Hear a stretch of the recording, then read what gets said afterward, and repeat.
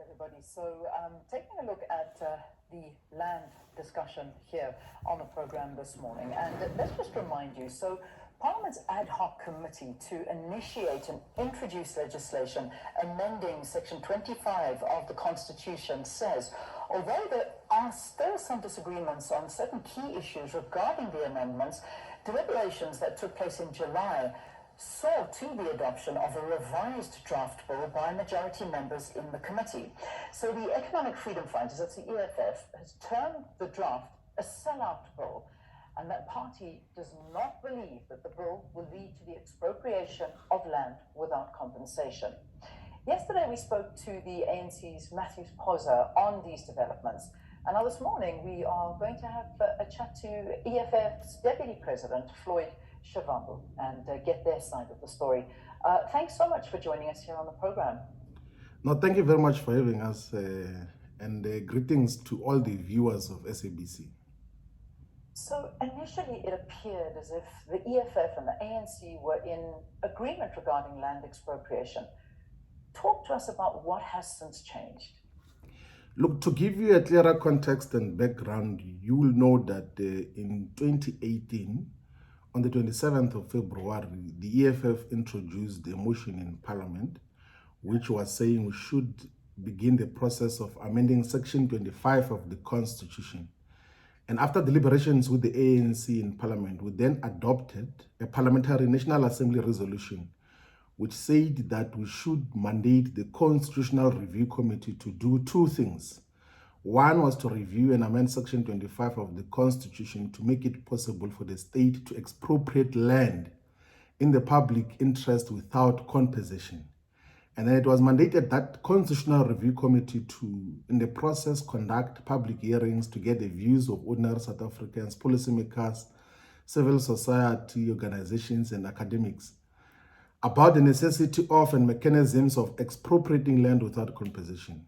And the second part of that resolution, which is in the records of the parliamentary resolutions, said that we should propose the necessary constitutional amendments regarding the kind of future land tenure regime needed, considering the necessity of the state being a custodian of all South African land. That is the resolution that we took. And immediately after that resolution, the Constitutional Review Committee, working together with the NCOP representatives, visited several provinces. I think more than 45 districts of the existing 52 districts in South Africa were visited to conduct public hearings and listening to the people on the ground in terms of how we should handle the expropriation of land without compensation. We also received public submissions, written submissions, a lot of them, some sponsored, some genuine submissions, that had said that we should amend Section 25 of the Constitution to permit for expropriation of land without compensation, but we should take into consideration that we should make the state to be custodian of all South Africa's land. And then the Constitutional Review Committee report was adopted just before the general elections in 2019, and then proposed that we should then establish now an ad hoc committee, which is an interim committee that is mandated with the textual amendments into the Constitution, which still underwent the same process which the Constitutional Review Committee had undergone before, of consultations, of listening to people in terms of what had to be included now in the amended Constitution.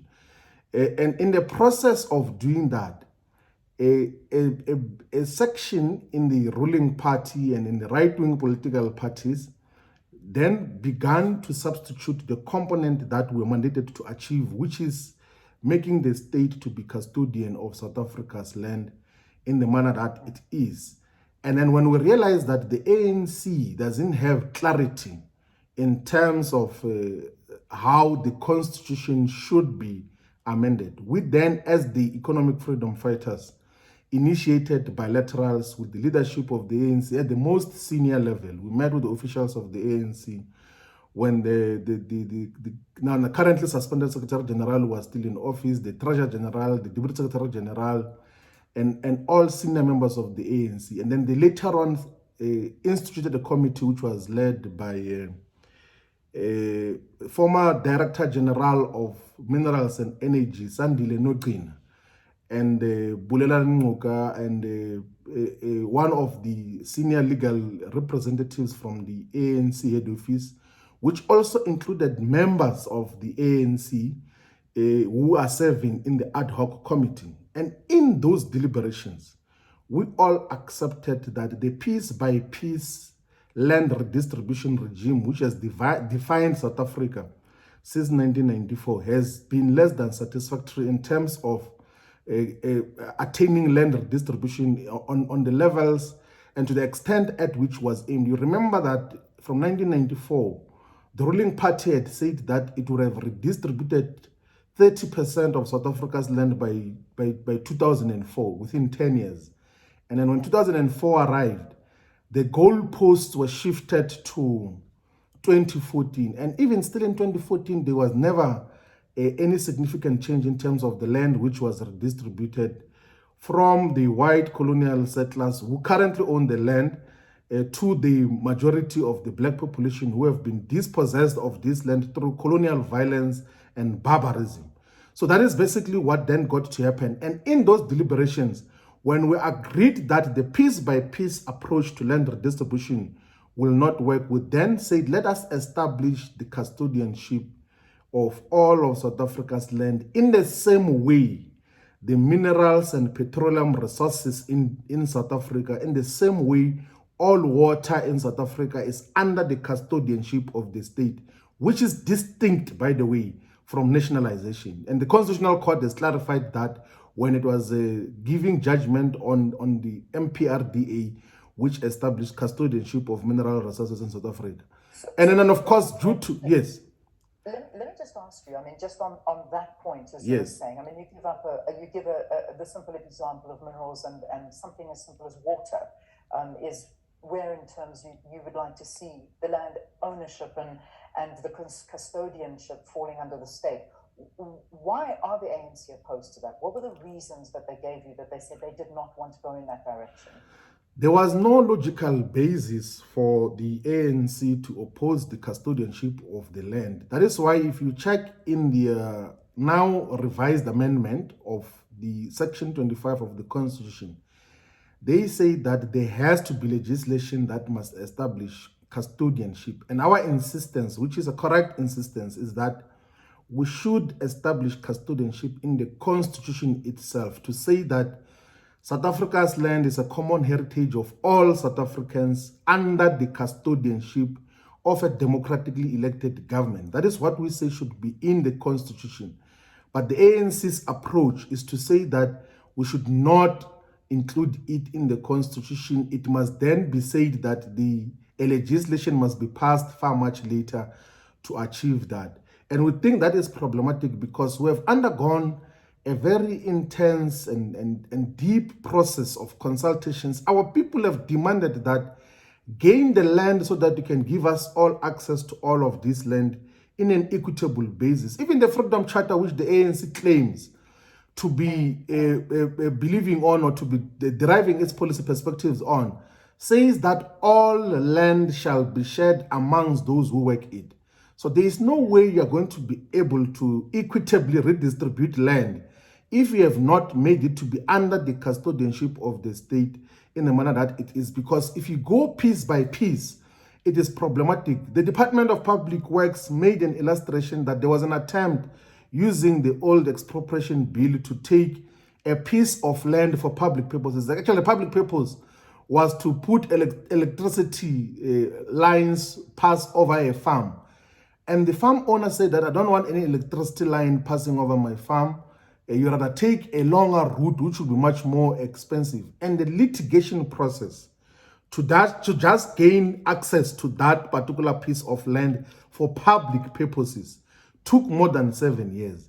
And this is what we have been illustrating to the ANC. Some of the things that you encounter. Yes. So just to quote something that the ANC had, in terms of their definition of land custodianship. And this was from an article in the Sunday Times this past weekend, which no doubt you have read.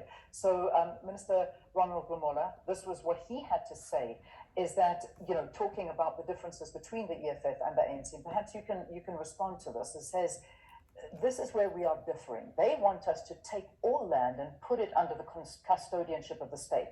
We ask them, what is this? What does it mean? How are you going to do it? To take all this land and put it under the custodianship of the state. He goes on to say, they said it's repossessing of the land. That is what it means. But in reality, in actual practice, it is nationalization of the land when you look at it practically. He goes to say that it would not only disorganize the form of land ownership, it would disorganize the social structure of our country and the whole economy for that matter. I think the Zimbabwe situation is a good example of what that would do to the economy. And that's a concern that's been raised. Now, look, like we have already dismissed that what Lamola, whom we correctly say is Bruno Mtolo of our generation, is misrepresenting reality. He was part of the deliberations when we explained the distinction between nationalization and custodianship. And that is succinctly captured in a judgment where there was an attempt by Agri-SA to nullify the Minerals and Petroleum Resources Development Act. The Constitutional Court clearly stated that nationalization means that the state takes full ownership and it can do whatever it wants to do with whatever it has taken full ownership. But custodianship is to hold on behalf of the people. It's not the same as nationalization. We've been able to simplify that, and everyone else had accepted that. And in the process of that negotiation and agreement with the ANC delegation, Lamola went out of the meeting to go and call his faction to mobilize against the consensus that was being reached there. So it is problematic to then even equate this to what transpired in Zimbabwe. There was never custodianship of land in Zimbabwe. There was repossession of land from white farmers to individual owners, majority of whom were Politburo members of ZANU-PF. And we're not proposing that there must be taking of land from a Van Tonder or a Van der Merwe to a Politburo or a Central Committee member or National Executive member of the ruling party. We are saying that let us have custodianship of all South Africa's land so that we can equally redistribute it up to those who need it much more meaningfully. We even gave an example of China to say that currently China is the largest economy in the world, the fastest growing economy in the world. It is the biggest attractor of foreign investments, both speculative and direct investments. But in the section 10 of current People's Republic of China's constitution, it says that all land in China is owned by the state in the urban areas and by communes in the rural areas. And that is how it is. But that regime has been working much more meaningfully in the China context in Mozambique, which is now beginning to be one of the biggest destinations of investments. The land ownership is still in the custodianship of the state, and that is how it is. We gave a lot of examples in Singapore. We simplified it for them. We even wrote a much more substantial policy submissions, which we sent to committee members in parliament, to the ANC, to say that this is the distinction. But you know, when people want to misunderstand you and want to oppose you, they will invert their own understanding of what you have said and then go and say, no, opposing you based on this, when they know very well that you never say that. So Lamola is just selling out deliberately. It's not because of what we said and the context that we have provided much more clearly. So, as I say, we had a conversation yesterday with Matthew Sposa, and he seems adamant that this is going to go through, even though, I mean, this rift between the EFF and the ANC on this matter looks like it's going to pose a risk to the final land expropriation without compensation draft, which is going to require a 2/3 majority.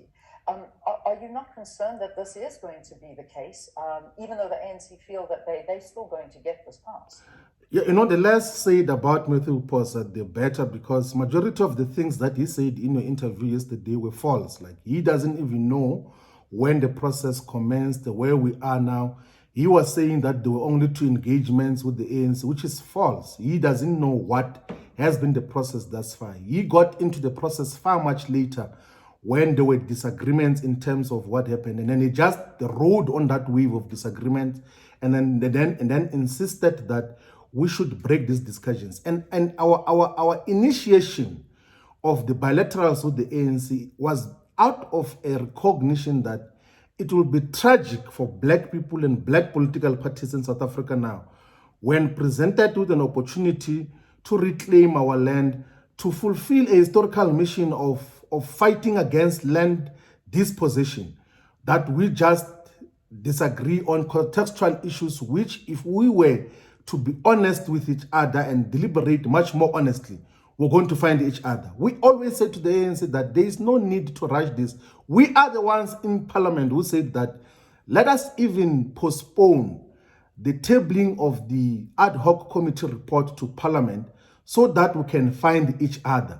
But then there seem to be extra powers that control the ANC from outside, because whenever a consensus is reached in our deliberations, in our bilaterals, some people go out of the meeting and call their faction and their handlers to tell them that, no, you cannot agree on anything, rather break those discussions and not reach a consensus in terms of amendment of the Constitution.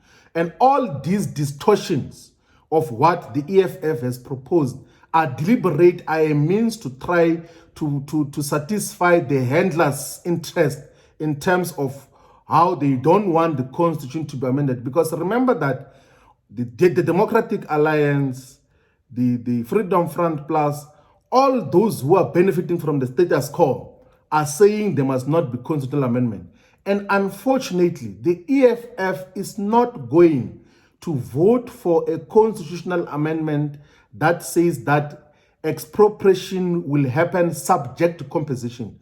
And that is what the current bill of the ANC is proposing. But also the ANC is refusing to amend subsection 7, which says that those who want to seek restitution of the land, it must only be those whose land was taken post 19 June 1913. We said that you cannot set that date because historically, by the 19th of June 1913, black people only had access to 7% of South Africa's land. And to just leave it like on that 7% component is problematic. So that is one of the things that we have to expose at all times, and tell people to not claim easy victories, even when we took time to eliminate them, to educate them that this is simple. We have done it before in South Africa. We have made minerals and petroleum resources to be under the custodianship of the state. We have made all water to be under the custodianship of the state. We can do the same in relation to the land question, so that our people have got equal access, because the piece by piece redistribution model and regime has dismally failed. That is why it is 27 years now since 1994, and less than 10% of South Africa's land has been redistributed to its rightful owners. All right, so Floyd, wrap this up for us, because in a minute or so, because you've said that you would like to see the delay for the ad hoc committee. You would like to see this being delayed right now.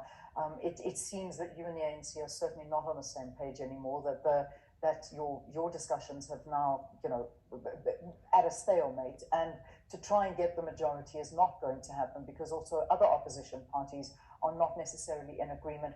What happens next? I mean, where does this leave the whole land issue?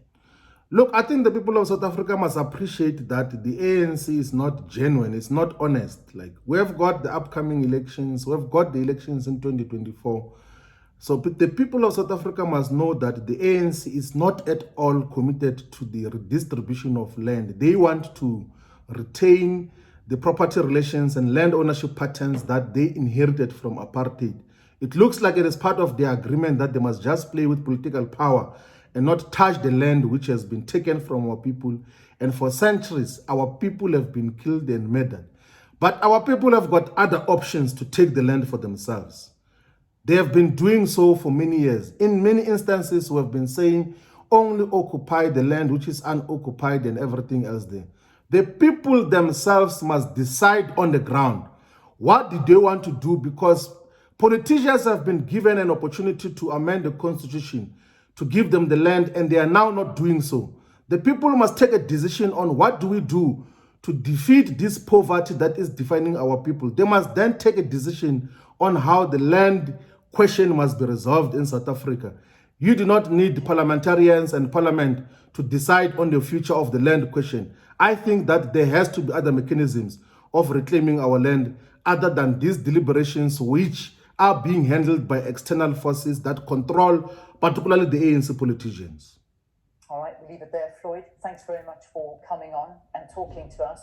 That's the EFF's Deputy President, Floyd Shivambu, explaining the party's position on land with regards to the legislation that may see the amendments of Section 25 of the Constitution. And that's where, of course, we wrap the program. So thanks so much for watching. Indeed, it's been a busy one, but a good one, and some very interesting conversations this morning. And hopefully you'll give us your